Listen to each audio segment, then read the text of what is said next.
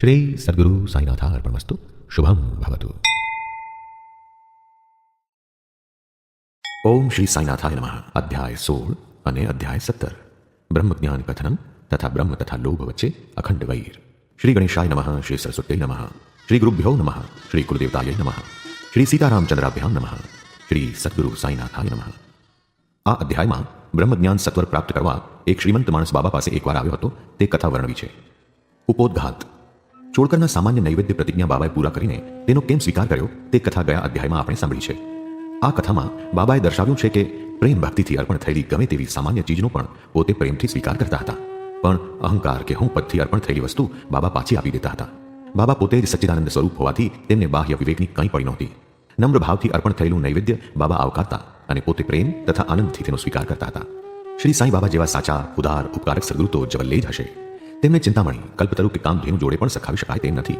બાબા તો તેનાથી પણ ચડે છે, કેમ કે આ બધા તો તેમની પાસે ઈચ્છેલી વસ્તુ જ આપે છે, પણ સદગુરુ તો વણચિંતવેલી અલભ્ય વસ્તુનું આપણને દાન કરે છે. એક શ્રીમંત માણસે બાબા પાસે આવી બ્રહ્મજ્ઞાન દેવા સારું વિનંતી કરી તો તેને બાબાએ કેવો પાઠ ભણાવ્યો હતો તે કથા હવે સાંભળો. એક શ્રીમંત માણસ ભારે ધન સંપત્તિવાળો હતો. વાડી, ખેતર, ઇમારત, ધનનો તે માલિક હતો. તેની પાસે ઘણા નોકરો તથા આશ્રિતો હતા. શ્રી સાંઈ બાબાની કીર્તિ સાંભળીને તેણે એક મિત્રને કહ્યું, મારે કોઈ ચીજની કમી નથી, મારે ત્યાં બધું જ છે. હવે મારે બ્રહ્મજ્ઞાનની જરૂર છે. તે મળે તો બાબા પાસે જઈને હું બ્રહ્મજ્ઞાન લઈ આવું તો મારું સુખ સંપૂર્ણ બને.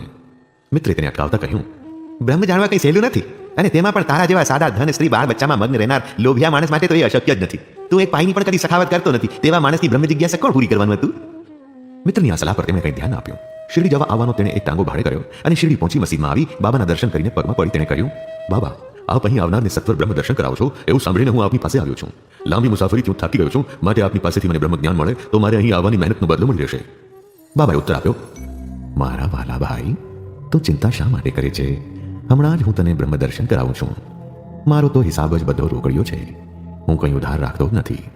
મારા પાસે ઘણા માણસો આવે છે અને તે બધા તો ધન, માન, પદવી, સત્તા, આરોગ્ય, રોગ નિવારણ અને એવા સંસારી શ્રેયની ચીજો માગ્યા કરે છે, પણ મારા પાસે આમ બ્રહ્મજ્ઞાનની માંગણી કરનારા તો કોઈ વિરલા જ આવે છે.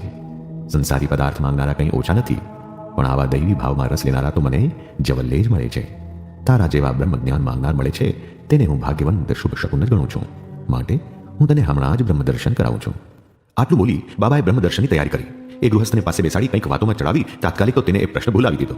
પછી એક છોકરાને બોલાવીને બાબાએ કહ્યું, જો નંદકુમાર મારવાડી પાસે જઈને મારા માટે તેની પાસેથી 5 રૂપિયા ઉછીના લઈ આવ. છોકરો એ મારવાડી પાસે જઈને પાછો આવ્યો અને કહ્યું, બાબા, નંદુ તો ઘેર નથી અને તેને ઘેર તો તાળું છે.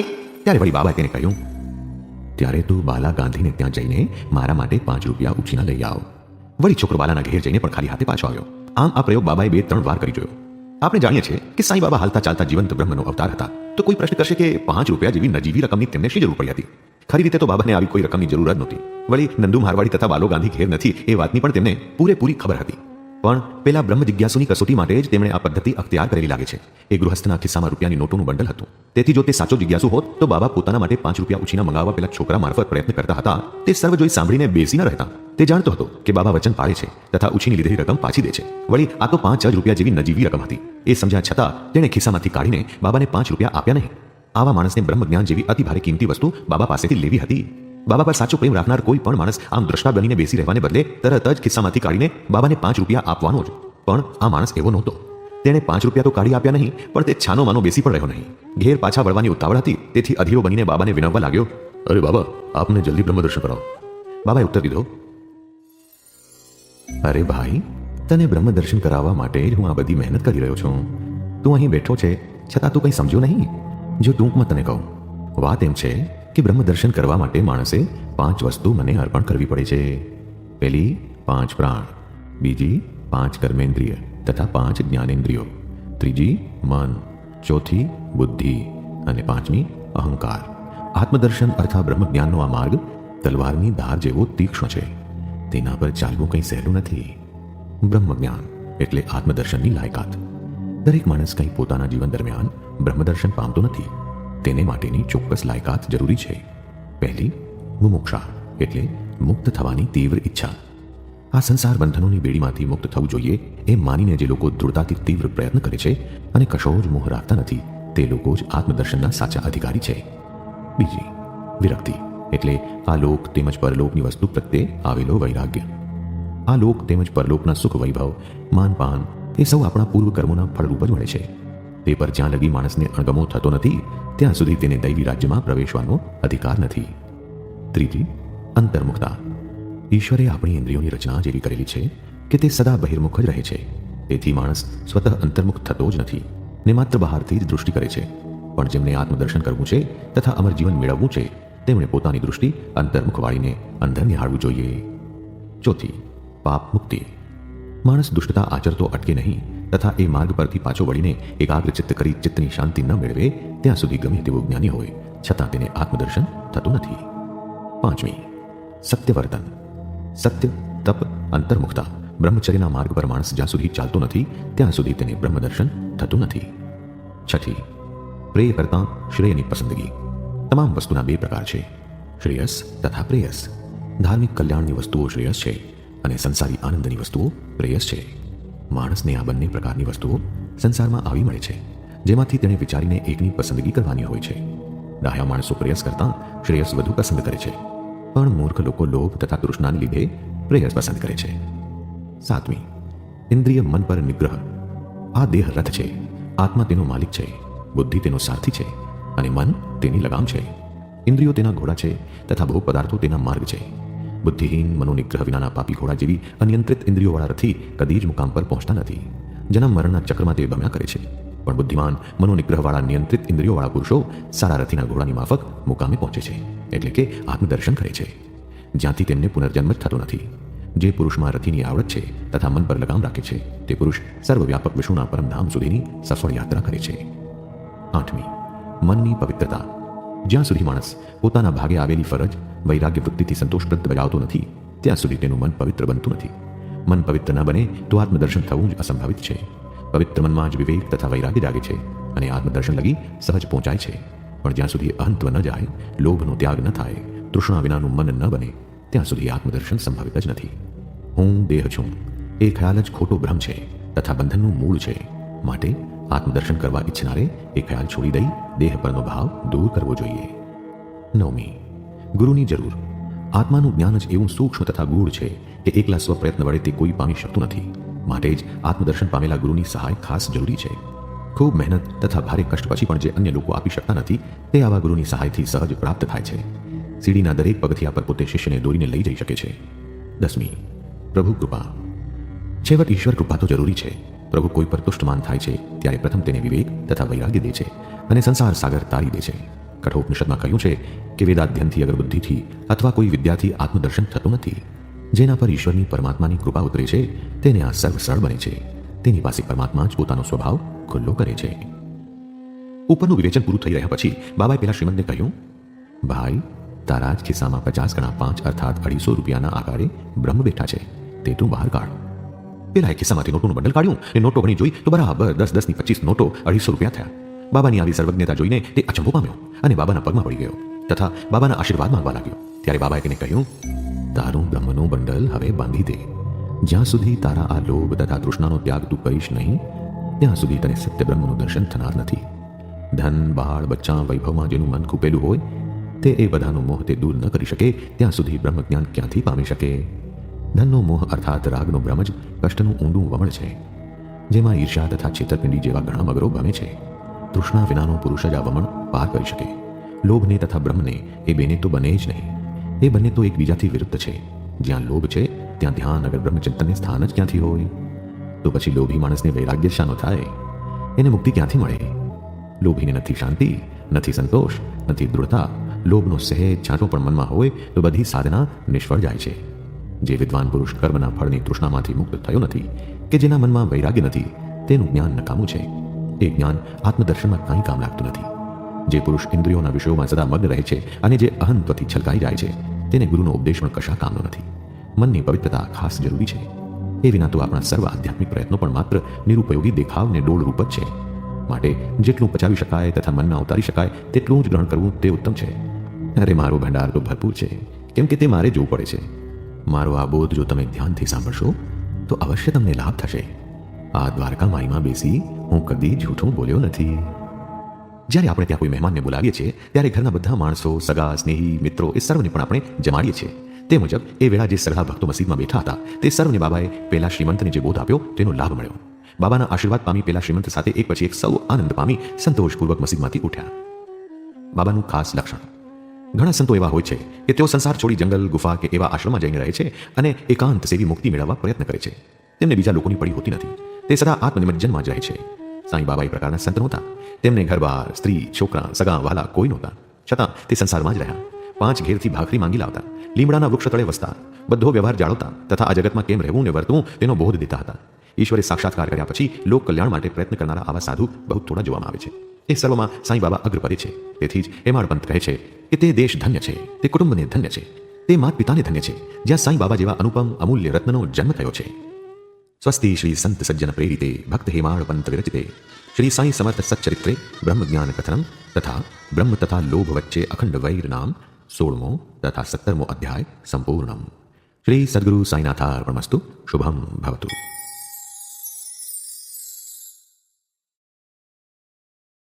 ઓમ શ્રી સાંઈનાથાય નમઃ. બાબાની કૃપાથી આજે આપણે અધ્યાય 18નો પ્રારંભ કરીએ. સાથે ગુરુચરિત્ર કથા. શ્રી ગણેશાય નમઃ, શ્રી સરસ્વત્यै નમઃ, શ્રી ગુરુભ્યો નમઃ, શ્રી કુલદેવતાય નમઃ, શ્રી સીતારામચંદ્રાભ્યામ નમઃ, શ્રી સદ્ગુરુ સાંઈનાથાય નમઃ. હેમાળપંથ સત્કાર તથા આશીર્વાદ. બ્રહ્મજ્ઞાન માટે ઉતાવળા થતા આવેલા એક શ્રીમંતને બાબાએ આપેલો બોધ ગયા અધ્યાયમાં વર્ણવ્યો છે. હવે આ અધ્યાયમાં બાબાએ મારો કરેલો સત્કાર તથા આપેલા આશીર્વાદની કથા કહું છું. તેમજ મારા સુવિચારને અનુમોદન આપી તેને કેમ સફળ બનાવ્યા તે આત્મસુધારણા, પરનિંદા અને કોઈ પાસેથી લીધેલ સેવાનો બદલો એ બધા વિષયની કથા પણ અહીં જ વર્ણવી છે. ઉપોદઘાત. સૌ કોઈ જાણે છે કે સદગુરુ સૌ પ્રથમ શિષ્યની યોગ્યતા જુએ છે. તે પછી તેનું મન ચલિત કર્યા વિના જ ગુરુ તેને જરૂરી માર્ગદર્શન કરે છે. આ બાબતમાં કેટલાકનું માનવું એ છે કે સદગુરુએ કરેલો બોધ બીજાને કહેવો નહીં. તેવા લોકો માને છે કે એ બોધ બીજા પાસે પ્રગટ કરવાથી તે નિષ્ફળ બને છે. પણ આ માન્યતા સાચી નથી. અરે સદગુરુ તો વર્ષાના વાદળા જેવા છે. તે તો ધરાઈને વર્ષે છે. અર્થાત ચોગરદમ તે અમૃત જેવા બોધની વર્ષા કરે છે. તેથી આનંદ પામી અંતઃકરણ ધરાય ત્યાં લગી એ બોધ અંતરમાં સંગ્રહી લેવો જોઈએ અને પછી નિખાલસ બની બીજા લોકોને તે લાભ આપવો જોઈએ. ગુરુ જાગૃત અવસ્થામાં જે બોધ દે છે તેને જ આ નિયમ લાગુ પડે એટલું જ નહીં, પણ ગુરુ આપણને સ્વપ્નમાં દર્શન આપી જે ઉપદેશ કરે છે તેને પણ લાગુ પડે છે. આ બાબતનું પ્રસિદ્ધ દૃષ્ટાંત રામ રક્ષા સ્તોત્રનું છે. બુદ્ધ કૌશિક ઋષિએ એ પ્રખ્યાત સ્તોત્રનો ઉપદેશ સ્વપ્નમાં જ કર્યો હતો અને તેમણે એ સ્તોત્ર પ્રગટ કરેલું છે. જેમ પ્રેમાળ માતા પોતાના બાળકોના આરોગ્ય ખાતર કડવા છતાં પથ્ય ઓસડ પરાણે તેના ગળામાં રેડે છે, તેમ સાંઈ બાબા આધ્યાત્મિક ઉપદેશ પોતાના ભક્તોને ગળે ઉતારતા હતા. તેમની ઉપદેશ પદ્ધતિ કશી ગુહ્ય છાની નહોતી. જે ભક્તો તેમના બોધને અનુસરતા હતા તેમનો બેડો પાર થતો. સાંઈ બાબા જેવા સદગુરુ આપણા પ્રજ્ઞા ચક્ષુ ઉગાડે છે અને આત્માની દિવ્ય ખૂબીઓ દર્શાવે છે તથા ભક્તિની વાંછના પૂરી કરે છે. આમ થતાં આપણી ઇન્દ્રિય સુખની ઈચ્છા નષ્ટ થાય છે અને વિવેક વૈરાગ્ય રૂપી ફળ આપણે પામીએ છીએ તથા ઊંઘમાં પણ આપણને જ્ઞાન સ્ફુરે છે. જ્યારે આપણે સદગુરુ સંતનો સત્સંગ કરી, સેવા કરી, પ્રેમ સંપાદન કરીએ છીએ ત્યારે આપણને આ બધું સહજ મળે છે. ભક્તિની કામના સંતુષ્ટ કરનાર ભગવાન જ આપણને સહાય કરે છે તથા દુઃખ દારિદ્ર્ય દૂર કરી સુખી કરે છે. સદગુરુની સહાયને લીધે જ આવી ઉન્નતિ થાય છે. સદગુરુ ઈશ્વર રૂપ જ છે. તેથી આપણે સદા સદગુરુનો સત્સંગ કરવો, તેમની કથા સાંભળવી, તેમના ચરણ સેવવા અને તેમની સેવા કરવી જોઈએ. હવે આપણે મુખ્ય વાત કરીએ. પ્રથમ શ્રી સાઠેની કથા સાંભળીએ. શ્રી સાઠે નામે એક વ્યાપારી ગૃહસ્થ હતા. ઘણા વર્ષ પૂર્વે મુંબઈના ગવર્નર લોર્ડ રેના હાથે ક્રોફર્ડના ગેરઅમલનો અંત આવેલો. તે કેસમાં આ શ્રી સાઠેને સારી પ્રસિદ્ધિ મળી હતી. તેમને એ પછી વેપારમાં ભારે નુકસાની આવી અને અવળા સંજોગને લીધે તેમને માથે આફતો આવી, જેથી તેઓ ભારે નિરાશાની ચિંતામાં પડી ગયા. તેને લીધે ઘર છોડી દૂર દેશાવર જવાનો તેમણે વિચાર કર્યો. સામાન્ય રીતે માણસ દુઃખ તથા આપત્તિથી ઘેરાય છે ત્યારે જ તે ભગવાનને સંભાળે છે ને દુઃખ હરવા પ્રભુને પ્રાર્થના કરે છે. જો એ સમયે તેના પાપ પૂરા થઈ રહ્યા હોય છે તો ઈશ્વર જ તેને કોઈ સંતનો સમાગમ કરાવે છે જે તેને કલ્યાણનો માર્ગ બતાવે છે. શ્રી સાઠેને પણ આવો અનુભવ થયો. તેમના મિત્રોએ તેમને શિરડી જવાની સલાહ આપી, કેમ કે ચિત્તની શાંતિ માટે તેમજ મનોરથની સફળતા સારું ઘણા લોકો બાબાના દર્શને શિરડી જતા હતા. શ્રી સાઠેને પણ તે વાત ઠીક લાગી અને સને 1917માં શિરડી ગયા. સ્વયં પ્રકાશિત શાશ્વત નિષ્કલંક બ્રહ્મ જેવા પવિત્ર સાંઈ બાબાના દર્શન થતાં જ તેમના ચિત્તનો ક્ષોભ દૂર થયો અને મન શાંત અને આનંદિત થયું. પોતાના પૂર્વ જન્મના પુણ્ય સંચયને લીધે જ પોતે બાબાના પવિત્ર ચરણના દર્શન પામી શક્યા એમ તેમને લાગ્યું. પોતે ભારે મનોબળવાળા પુરુષ હતા.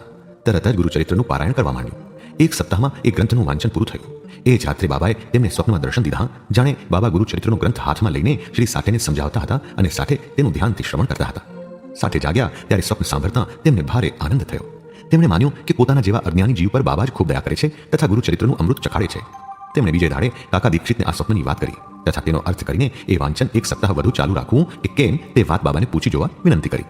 યોગ્ય અવસર મળતા કાકા સાહેબ દીક્ષિતે બાબાને પૂછ્યું, દેવ, આપે સાઠેને સ્વપ્નમાં શું સૂચન કર્યું છે?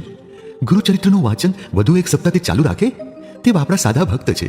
આપ તેમની કામના પૂર્ણ કરવા કૃપા કરો અને આ સ્વપ્નનો અર્થ સમજાવીને તેને આશીર્વાદ આપો. બાબા બોલ્યા, તેને એ ગ્રંથનું વાંચન 1 સપ્તાહ વધુ કરવાનું છે. તેનું અધ્યયન કાળજીથી કરનાર ભક્ત પવિત્ર બને છે તથા તેને જરૂર લાભ થાય છે. પ્રભુ તેના પર પ્રસન્ન થાય છે અને સંસારના બંધનમાંથી મુક્ત કરે છે. આ વેળા હું ત્યાં હતો.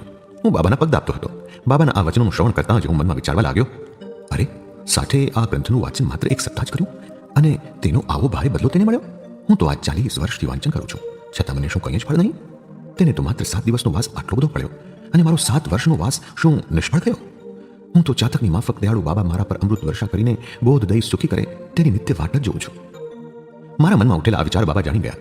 ઘણા ભક્તોનો અનુભવ છે કે બાબા દરેકના મનમાં ઉઠતા વિચાર તરત સમજી જતા, દુષ્ટ વિચારોને દાબી દેતા, સદવિચારને પ્રોત્સાહન દેતા હતા. મારા અંતરમાં ઉઠેલા વિચારને જાણીને તરત જ બાબાએ મને ઉઠાડ્યો અને કહ્યું, તું શ્યામા પાસે જા અને તેની પાસેથી 15 રૂપિયા દક્ષિણા લઈ આવ. થોડી વાર બેસીને તેની જોડે વાતચીત કરજે અને પછી અહીં પાછો આવજે. બાબાના અંતરમાં દયા આવી અને તેમણે મને આજ્ઞા કરી. તેમની આજ્ઞાનું કોણ ઉલ્લંઘન કરી શકે? હું તો મસ્જિદમાંથી નીકળીને શ્યામાને ઘેર ગયો. શ્યામા હજુ સ્નાન કરીને ધોતિયું પહેરતા હતા. બહાર આવીને તેમણે મને પૂછ્યું, અત્યારે તમે અહીં ક્યાંથી? મસ્જિદમાંથી આવતા લાગો છો. તમે આમ નિરાશ થાય કેમ લાગો છો? તમે એકલા કેમ? કૃપા કરી બેસો અને થોડી વાર આરામ કરો. પૂજા પૂરી કરીને હું હમણાં જાઉં છું. દરમિયાન તમે 500 પારી ખાઓ ને, પછી આપણે મજાની વાતો કરશું. એટલું બોલી શ્યામા અંદર ગયા. હું તેમની ઓસરીમાં બેઠો. તેમની ઓસરીની બારીમાં નાથ ભાગવતનો પ્રસિદ્ધ મરાઠી ગ્રંથ મેં જોયો. મૂળ શ્રીમદ ભાગવતના 11મા સ્કંદ ઉપરની સંત એકનાથની ટીકાનો જ એક ગ્રંથ છે. શ્રી સાંઈ બાબાની સૂચનાથી કાકા સાહેબ દીક્ષિત તથા બાપુ સાહેબ જોગ શિરડીમાં નિત્ય 3 ગ્રંથ વાંચતા. પહેલું ભાવાર્થ દીપિકા અર્થાત જ્ઞાનેશ્વરી મરાઠી ટીકા સાથેની ભાગવત ગીતા. બીજું નાથ ભાગવત, શ્રી કૃષ્ણ તથા અર્જુન વચ્ચેનો સંવાદ. અને ત્રીજું ભાવાર્થ રામાયણ એટલે એકનાથનો રચેલો ગ્રંથ. જ્યારે કોઈ ભક્ત બાબા પાસે આવી પ્રશ્નો પૂછતા હતા ત્યારે બાબા તેના ઉત્તર જાતે આપતા હતા. પણ વધુ વિવેચન માટે ભાગવત ધર્મના મૂળ આધારભૂત આ 3 ગ્રંથનું વાંચન થતું હતું. તે શ્રવણ કરવાની બાબા આજ્ઞા કરતા. ભક્તો ત્યાં જઈ તેનું શ્રવણ કરતા અને બાબાને પૂછેલા પ્રશ્નના સરળ ઉત્તર અહીં મળી જતા હતા. હું પણ નિત્યનાથ ભાગવત થોડું થોડું વાંચતો હતો. આજે મારું એ નિત્ય વાંચન પૂરું થયું નહોતું, કેમ કે મસ્જિદમાં જતા અન્ય ભક્તો જોડે હું તે અધૂરું મૂકીને ગયો હતો. તેથી મેં શામાની બારીમાંથી એ ગ્રંથ હાથમાં લીધો અને ઉઘાડ્યો તો આજે અધૂરો મૂકેલો ભાગ જ નીકળ્યો. એ વખતે હું મનમાં સમજ્યો કે મારું અધૂરું રહેલું નિત્યનું વાંચન પૂરું કરવા જ બાબાએ કૃપા કરી મને શામાને ઘેર મોકલ્યો લાગે છે. અને જેવો હું એ ભાગ વાંચી રહ્યો તેવા જ શામા પૂજા કરીને બહાર આવ્યા. અમારા બે વચ્ચે નીચેનો વાર્તાલાપ થયો. મેં કહ્યું, બાબા પાસેથી સંદેશો લઈને આવ્યો છું. તમારા પાસેથી બાબાએ દક્ષિણાના 15 રૂપિયા મંગાવ્યા છે અને તમારી જોડે નિરાંતે બેસી થોડી આનંદપ્રદ વાતચીત કરીને પછી તમારી સાથે મસ્જિદમાં આવવા મને બાબાએ આજ્ઞા કરી છે. શામા ચંબો પામીને બોલ્યા, અરે મારી પાસે તો ભાઈ પણ નથી. દક્ષિણાના બદલામાં તમે બાબાને મારા 15 નમસ્કાર કહેજો. મેં કહ્યું, ભલે, તમારા નમસ્કાર સ્વીકારવાનું કહીશ. હવે આપણે કંઈક વાતચીત કરીએ. આપણા પાપ નષ્ટ થાય એવી બાબાની લીલાની કોઈ કથા મને સંભળાવો. શામાએ કહ્યું, તો થોડી વાર અહીં બેસો. બાબાની લીલા તો અજબ છે. તમે તો બધું જાણો છો. હું તો ગામડિયો ગણાવું. તમે સુધરેલા શહેરી છો. અહીં આવીને તમે પણ બાબાની કેટલીય લીલા જોઈ છે. એ સર્વનું વર્ણન હું શી રીતે કરું? ઠીક છે, કાતો ચૂનો ચોપડીને આ પાન બીડું બનાવો, ત્યાં હું અંદરથી કપડાં પહેરીને આવું છું. થોડી વારમાં બહાર આવી શામા મારી જોડે વાત કરવા બેઠા. તે બોલ્યા, આપણા પ્રભુ બાબાની લીલા જગાત છે. તેમની લીલાનો પાર નથી. તેમનું સત્ય દર્શન કોણ કરી શકે તેમ છે? પોતે આ લીલા કરે છે છતાં તેઓ તેની બહાર છે. અમને ગામડિયાને તેનું શું જ્ઞાન હોય? બાબા પોતે જ કથા કેમ કહેતા નથી? આપના જેવા વિદ્વાનને મારા જેવા મૂર્ખ પાસે શા વાસ્તે મોકલ્યો છે? તેમની રીત અજગમ છે. હું તો એટલું જ કહી શકું, તેમની રીત માનુષિક નથી. હા, મને એક વાત યાદ આવે છે, તે જ હું તમને કહું. મને પોતાને તેની ખબર છે, જેટલી ભક્તની વધુ ભક્તિ તથા વધુ ટેક હોય છે તેવું જ બાબા સામું ફળ દે છે. કોઈ વાર બાબા ભક્તોની પ્રથમ આકરી કસોટી કરે છે અને પછી જ તેને ઉપદેશ કરે છે. મેં શામાના ઉપદેશ વચન સાંભળ્યા તેવું જ મારા મનમાં જાણે વીજળીનો આંચકો લાગ્યો હોય તેવું થયું. તરત જ ગુરુચરિત્રના વાંચનની વાત મને યાદ આવી અને મારા ક્ષુબ્ધ ચિત્તને શાંતિ આપવા સારું જ બાબાએ મને અત્યારે શામા પાસે મોકલ્યો છે એ મને લાગ્યું. છતાં મારો એ મનોભાવ દબાવીને હું શામાની વાતો સાંભળવા લાગ્યો. ભક્તો પ્રત્યે બાબા કેવા દયાળુ તથા પ્રેમાળ છે એ વસ્તુ જ આ સર્વ વાતોમાં ભરી હતી. એ બધું સાંભળતા મનમાં એક પ્રકારનો ભારે આનંદ થવા લાગ્યો. પછી શામા મને નીચેની કથા કહેવા લાગ્યા. રાધાબાઈ દેશમુખ નામે એક વૃદ્ધ બાઈ હતા. ખાશાબા દેશમુખના તે માતા થાય. બાબાની કીર્તિ સાંભળી લોકો જોડે પોતે સંગમનેરથી શિરડી આવ્યા. બાબાના દર્શન કરી તે ભારે સંતોષ પામ્યા. તેમને બાબા પર ભારે પ્રેમ ભક્તિ થઈ અને બાબાને ગુરુ કરી તેમની પાસેથી ઉપદેશ લેવાનો તેમણે મનમાં દૃઢ સંકલ્પ કર્યો. તેમને બીજી કોઈ વાતની ખબર નહોતી. જ્યાં સુધી બાબા મને ગુરુ ઉપદેશ ન આપે ત્યાં સુધી હું આ મરણાંત ઉપવાસ કરીશ એમ તેમણે નક્કી કર્યું અને તે ઉતારા પર પડી રહ્યા. 3 દિવસ સુધી અન્ન જળ લીધું જ નહીં ને. એ ડોશીની આ સ્થિતિ જોઈને મેં કહ્યું, અરે દેવ, આપે આ શું કરવા માંડ્યું છે? આપ આટલા બધા માણસોને અહીં ખેંચી લાવો છો. પેલી ડોશીને પણ આમ ઓળખો છો. તે બહુ દુરાગ્રહી છે અને આપના પર જ બધો ભાર નાખીને બેઠી છે. તેને આપ ગુરુ ઉપદેશ ન આપો ત્યાં લગી આ મરણાંત ઉપવાસ કરવાનો તે સંકલ્પ કરીને બેઠી છે. અને આમાં જો કંઈ માઠું પરિણામ આવશે તો લોકો આપને દોષ દેશે. લોકો બોલશે કે બાબાએ તેને કંઈ ઉપદેશ દીધો નહીં અને પરિણામે ડોશી મૃત્યુ પામી. માટે હે બાબા, આપ તેના પર દયા કરો, તેને કંઈક ગુરુ ઉપદેશ આપો. ડોશીની આવી દૃઢતા જોઈ બાબાએ તેને બોલાવી, તેને નીચે મુજબ કહીને સમજાવી અને તેના મનનું વલણ બદલી દીધું. અરે માં, તું શા વાસ્તે નકામો કષ્ટ વહોરીને મૃત્યુને ભેટી રહી છે? સાચે જ તું મારી માં છે. હું તો તારો બાળક છું. મારા પર દયા કર, મારી વાત સાંભળ. હું તને મારી પોતાની વાત કહું. તું એ વાત ધ્યાનથી સાંભળીશ તો તારું કલ્યાણ થશે. મારે ગુરુ હતા. એ ભારે દયાળુ સંત પુરુષ હતા. મેં તેમની દીર્ઘકાળ સેવા કરી, છતાં તેમણે મારા કાનમાં કોઈ મંત્ર ફૂંક્યો જ નહીં. તેમને છોડીને જવાની મને કદી ઈચ્છા જ થતી નહોતી. તેમની પાસે રહી સેવા કરી ગમે તે ભોગે તેમની પાસેથી ગુરુ મંત્ર લેવાની મને તીવ્ર ઉત્કંઠા હતી. પણ એ તો પોતાની રીતે જ વર્તતા હતા. સૌ પ્રથમ તો તેમણે મારું માથું મુડાવી નાખ્યું અને પછી મારી પાસે દક્ષિણાના 2 પૈસા માગ્યા. મેં તે તરત જ લાવી આપ્યા. હવે તું પૂછીશ કે મારા ગુરુ તો પૂર્ણ હતા, તો તેમણે મારી પાસે પૈસા કેમ માગ્યા? અને તે તો પછી તે કામના વિનાના હતા એમ કહેવાય. તેનો હું તને ઉત્તર દઈશ. તેમને પૈસાના સિક્કાની કાંઈ પડી નહોતી. એ સિક્કાનું તેમને શું કામ હતું? તેમણે જે 2 પૈસા જોઈતા હતા તે તો હતા, પહેલો પૈસો દૃઢ શ્રદ્ધા અને બીજું ધીરજ. મેં તેમને આ 2 પૈસા આપ્યા અને તે બહુ રાજી થયા. હું મારા ગુરુ પાસે 12 વર્ષ રહ્યો. તેમણે મને ઉછેરીને મોટો કર્યો. મને અન્ન વસ્ત્રનો તોટો નહોતો. મારા ગુરુ પ્રેમપૂર્ણ હતા, પ્રેમનો અવતાર જ હતા. હું તેનું શું વર્ણન કરું? મારા પર તેમનો અગાધ પ્રેમ હતો. તેમના જેવા ગુરુ મળવા દુર્લભ છે. ધ્યાનમાં મસ્ત બનેલા મારા ગુરુ સામે હું જોઈ રહેતો અને અમે બંને પરમાનંદ માણતા હતા. ભૂખ તરસ બોલીને હું અહોનિશ તેમને નિરીખ્યા કરતો. તેમના વિના મને ચેન પડતું નહીં. મારા ગુરુ વિના કશાનું હું ધ્યાન જ ધરતો નહીં. એ જ મારો એકલો આધાર હતા. તેમના પર મારું દિલ ચોંટી રહેતું. એ છે દક્ષિણાનો 1 પૈસો અને સબૂરી એ બીજો પૈસો છે. આમ ધીરજ ધરીને દીર્ઘકાળ સુધી રાહ જોતા મેં મારા ગુરુની સેવા કરી છે. આ સબૂરી જ તમને સંસાર સાગરને પેલે પાર લઈ જશે. મનુષ્યમાં આ સબૂરી જ માણસાઈ છે. એ જ બધા પાપ તાપ નિવારે છે. વિવિધ રીતે વિવિધ માર્ગે તે વિપદને નિવારે છે અને સર્વ ભય દૂર કરે છે, જેથી છેલ્લે વિજય પ્રાપ્ત થાય છે. સબૂરી તો સદગુણની ખાણ છે તથા સદવિચારનું આશ્રય સ્થાન છે. નિષ્ઠા તથા સબૂરી એ 2 તો હિતાળ જોડકી બહેનો છે. મારા ગુરુએ મારી પાસેથી અન્ય કોઈ આશા કદી રાખી નથી. તેમણે મારો અનાદર પણ કદી કર્યો નથી. પણ બધો જ સમય તેમણે મારું રક્ષણ કર્યું છે. હું તેમની જોડે રહેતો, કોઈ વાર તેમનાથી દૂર પણ જતો, છતાં કદી તેમનો પ્રેમ ઓછો થયેલો મને લાગ્યો નથી. જેમ કાચબી બચ્ચાની પાસે હોય કે નદીના સામે કાંઠે દૂર હોય તો પણ માત્ર પ્રેમાળ નજર વડે જ બચ્ચાનું પોષણ કરે છે, તેની માફક મારા ગુરુ સદા મારી રક્ષા કરતા હતા. અરે માં, મારા ગુરુએ મને કદી કોઈ મંત્ર દીધો નથી, તો હું તારા કાનમાં કયો મંત્ર ફૂંકું? એટલું યાદ રાખજો કે ગુરુની તો કાચબી જેવી પ્રેમાળ દૃષ્ટિ જ સુખદાતા છે. કોઈ પાસેથી મંત્ર કે ઉપદેશ લેવાની મહેનત કરીશ માં, તારા સર્વ કર્મ તથા ચિંતનનો વિષય મને એકલાને જ બનાવજે અને તું જરૂર પરમાર્થ પામીશ. મને સંપૂર્ણ હૃદયપૂર્વક નિરખજે, બદલામાં હું તને પણ નિરખીશ. આ મસ્જિદમાં બેસીને હું જૂઠું બોલતો નથી. સત્ય સિવાય હું કશું બીજું બોલતો જ નથી. ષટશાસ્ત્રમાં પારંગત થવાની અગર તો કોઈ સાધનાની આમાં બિલકુલ જરૂર નથી. તારા ગુરુમાં શ્રદ્ધા વિશ્વાસ રાખજે. ગુરુ જ કરતા હરતા છે એવું પૂર્ણપણે માનજે. જે માનવી પોતાના ગુરુની મહત્તા જાણે છે તથા તેમને જ હરિ હર બ્રહ્માનો અવતાર માને છે, તેમને ધન્ય છે અને તે જ સુખી થાય છે. આ ઉપદેશ સાંભળી ડોશીના મનનું સમાધાન થયું ને તેને ખાતરી થઈ. તેણે બાબાને નમસ્કાર કર્યા તથા ઉપવાસ છોડીને પારણા કર્યા. આ કથાનું ધ્યાનથી શ્રવણ કરીને તથા તેનો અર્થ હેતુ સમજીને હું આશ્ચર્યમુગ્ધ થયો. બાબાની આજબ લીલા સાંભળીને હું નખશિખ દ્રવીભૂત થયો ને આનંદમગ્ન બન્યો. ગદગદ કંઠ બની આંખમાં હર્ષાશ્રુ આવ્યા. એક શબ્દ પણ હું બોલી શક્યો નહીં. મારી આ સ્થિતિ જોતાં જ શ્યામાએ પૂછ્યું, તમને થયું છે શું? તમે મૂંગા કેમ થઈ ગયા? અરે બાબાની આવી અસંખ્ય લીલાના વર્ણન હું કેમ કરીને કરું? સ્વસ્તિ શ્રી સંત સજ્જન પ્રેરિતે ભક્ત હેમાડ પંથ વિરચિતે શ્રી સાંઈ સમર્થ સચ્ચરિત્રે સાઠે ગુરુચરિત્ર કથાનામ 18મો અધ્યાય સંપૂર્ણમ. શ્રી સદગુરુ સાંઈનાથાર્પણમસ્તુ. શુભમ ભવતુ.